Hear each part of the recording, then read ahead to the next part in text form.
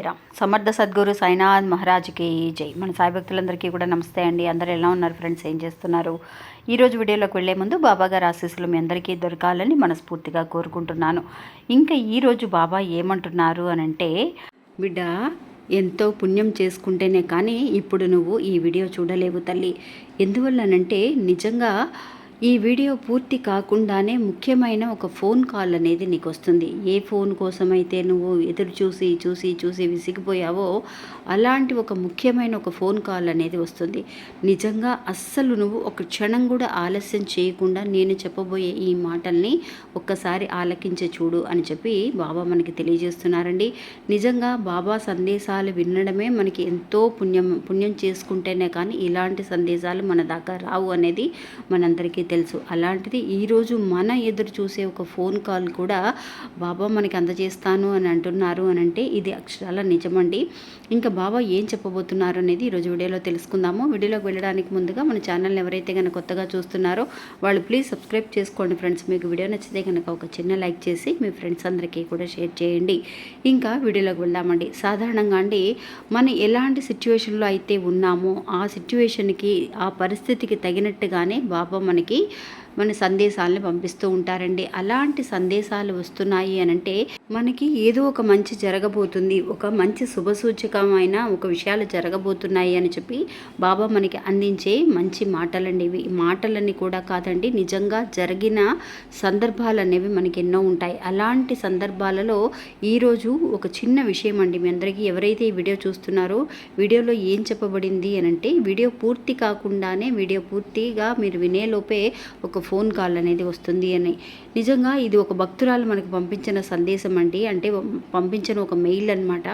ఆమెడికి నాకు జరిగిందక్క, ఇంతకుముందు కూడా మనం ఇలాంటి ఒక వీడియోని తెలియజేసామండి, పెట్టాం. మనం పెట్టినప్పుడు ఎంతోమంది చూశారు. అక్క మేము ఎదురు చూస్తున్న ఒక ఫోన్ అంటే ఒక లవర్స్ మధ్య గొడవలు అయ్యి విడిపోయిన వాళ్ళు మళ్ళీ కూడా అన్బ్లాక్ చేసి మాట్లాడడం కానీ, లేదంటే కనుక హస్బెండ్ వైఫ్ మంచి ఒక అండర్స్టాండింగ్తో ఉన్నవాళ్ళు హస్బెండ్ వైఫ్ ఎవరైతే విడిపోయారో అసలు డైవర్స్ వరకు కూడా వెళ్ళిపోయామక్క, మా ఇంట్లో వాళ్ళు కూడా అసలు సెట్ అవ్వదు ఇది అని అనుకున్నాము.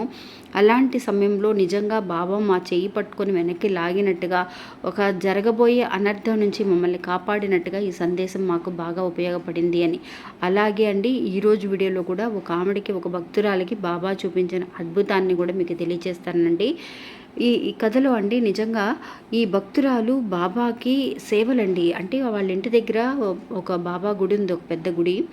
ఆ గుడికి రోజు కూడా ఆవిడ ఉదయాన్నే వెళ్ళటం, ఆ గుడిని ఊడవటం, ముగ్గులు పెట్టడం, చక్కగా అలంకరించడం, బాబాకి ఆయనకి అవసరమైన పువ్వులన్నీ కూడా తీసుకువెళ్ళడం, ఆవిడ చేతుల మీదుగా కట్టి మరీ తీసుకువెళ్ళి వేయడం అనేది చేస్తూ ఉంది. ఆ తర్వాతే తన పని అంతా కూడా చూసుకుంటుందండి. తనకి 3 పిల్లలు ఉన్నారు. పిల్లలున్నా కూడా ఆ బాబానే తనకి అన్నీ అన్నట్టుగా ఆ పనులన్నీ కూడా సక్రమంగా రోజు కూడా ఏమాత్రము కూడా మధ్యలో గ్యాప్ అనేది లేకుండా చేస్తూ ఉండేదండి. అంత నమ్మకం బాబా అంటే. ఒకరోజు ఏమైంది అని అంటే అండి, తనకి 3 పిల్లలు అని చెప్పాను కదండి, 3 కూడా ఆడపిల్లలే తనకి.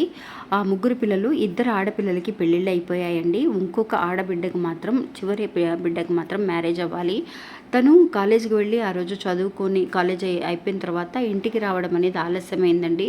అసలు నిజంగా తను ఎక్కడికి ఆలస్యమైంది, ఫోన్ అనేది తీయటం లేదు. ఇంట్లో వాళ్ళు చాలా టెన్షన్ పడుతూ ఉన్నారు. ఫోన్ అనేది స్విచ్ ఆఫ్ అయిపోయింది.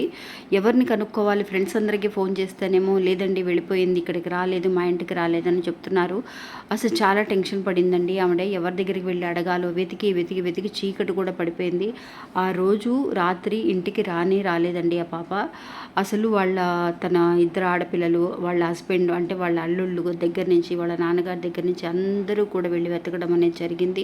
నిజంగా ఒక పెద్ద ఆపద నుంచి తను ఆ బిడ్డని బాబా కాపాడడం అనేది జరిగిందండి. ఇప్పుడున్న జనరేషన్ అండి చాలా మోసంగా తయారైంది. బయటికి వెళ్ళిన పిల్లలు ఇంటికి వచ్చేదాకా మనం టెన్షన్ పడుతూ ఉన్నాము. అలాంటిది తను కాలేజీ నుంచి ఆటోలో వెళుతూ ఉన్నప్పుడు ఆ ఆటో అతను వేరే రూట్ తీసుకువెళ్ళిపోయి తనకి నిజంగా తన దగ్గర ఉన్న ఒక బంగారం గోల్డ్ ఒక చైన్ వేసుకుందంటండి. ఆ చైన్ను తీసుకోవడం చేయడం అనేది జరిగింది. తను తప్పించుకోవడానికి ప్రయత్నం చేసినప్పుడు తన చెయ్యి అనేది కట్ అయిపోయిందండి. అసలు అక్కడి నుంచి ఎలా బయటపడింది అనేది నాకు అసలు ఇంకా కూడా కళ్ళ ముందు కనిపిస్తుందక్క. మాకు అసలు బాబా లేనిదే మాకు ఇది జరగదు. అసలు తను ఎక్కడుందని కూడా తెలియలేదు. ఆటోలో వెళ్ళిపోయారు, తీసుకువెళ్ళాడు. ఎక్కడ ఏ ఏరియాలో ఉందో కూడా తెలీదు. అలాంటిది మా బిడ్డ ఫోన్ ఆన్ చేసి మళ్ళీ మాకు ఫోన్ చేస్తుందా లేదా, అసలు పోలీసుల దగ్గరికి వెళ్ళిపోతే ఆడపిల్ల అయిపోయింది, ఎలా మేము కంప్లైంట్ ఇవ్వాలి, ఇస్తే బాగుండదు కదా అని చెప్పి ఎదురు చూస్తూ ఉన్నామక్క మేము.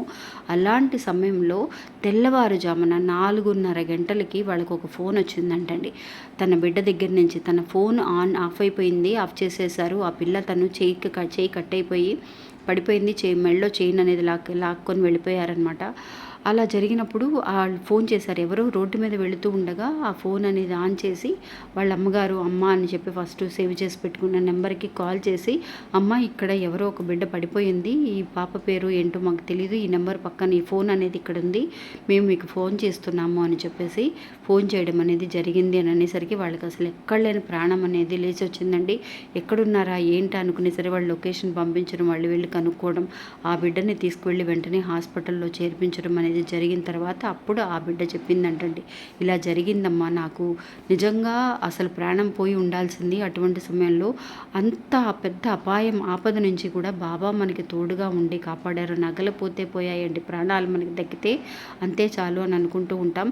అలాంటిది అలా పారిపోయిన అతనికి కండి నిజంగా అతను తప్పించుకున్నాం కదా అని అనుకుంటాడు, కానీ నిజంగా బాబా దగ్గర నుంచి వచ్చిన సందేశం ఏంటి అని అంటే, అక్క నాకు నా బిడ్డ తిరిగి వచ్చింది బాబా, అతను తప్పు ఎందుకు ఇలా చేశాడో నాకు తెలీదు, అతనికి ఒక మంచి బుద్ధి అనేది వస్తే అంతే చాలు, అతన్ని దండించాలనో శిక్షించాలనో నేను కోరుకోవటం లేదు అని చెప్పేసి ఆవిడ అంత మంచిగా అర్థం చేసుకొని అతనికి ఏం కష్టమో ఏంటో అందుకే ఇలా చేశాడు అని చెప్పేసి తను అనుకుంటుందండి. కానీ ఇప్పుడున్న రోజుల్లో ఎవరిని నమ్మటానికి లేదండి. మనం మంచిగా ఆలోచిస్తున్నాం, తన మంచితనం అది.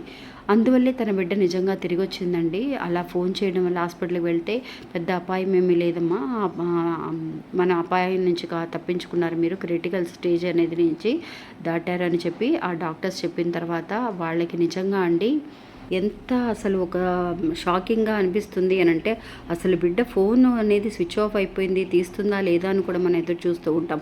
అలాంటిది రోడ్డు మీద వెళుతున్న ఒక ఆవిడ వాళ్ళకి ఫోన్ చేయటం, ఇలా మళ్ళీ కూడా తన బిడ్డ తన దగ్గరికి తిరిగి రావడం అనేది ఇది నేను ఊహించలేదా. కానీ అలాగా మనం ఎవరమైతే కనుక ఒక ముఖ్యమైన ఒక ఫోన్ కాల్ కోసం ఎవరైతే వెయిట్ చేస్తూ ఉన్నారో వాళ్ళందరూ కూడా అండి నమ్మకంతో మనకి ఎలాంటి అన్యాయం చేసిన వాళ్ళనైనా సరే, వాళ్ళు ఏ తప్పుతో ఏ అర్థంతో చేశారో దేనివల్ల చేశారో మనకు తెలియదు కాబట్టి బాబాకే అప్పగించేద్దాం. మన మనస్సు మంచిదైతే ఖచ్చితంగా మనకి మన బిడ్డలకి బాబా ఎప్పుడు కూడా తోడుగా ఉంటారండి. తప్పు చేసిన వాళ్ళని బాబా పాదాలకు అప్పచెప్పేస్తే ఆయనే శిక్షించడం అనేది జరుగుతుంది. కాబట్టి నిజంగా బాబా చెప్పినట్టుగానే మీ అందరూ కూడా దేనికోసమైతే ఎదురు చూస్తున్నారో వాళ్ళందరికీ మీ అందరికీ కూడా మంచి శుభవార్త రావాలి, మంచి ఫోన్ కాల్ రావాలని నేను ఎదురు చూస్తున్నాను. నమస్తే, సాయిరామ్.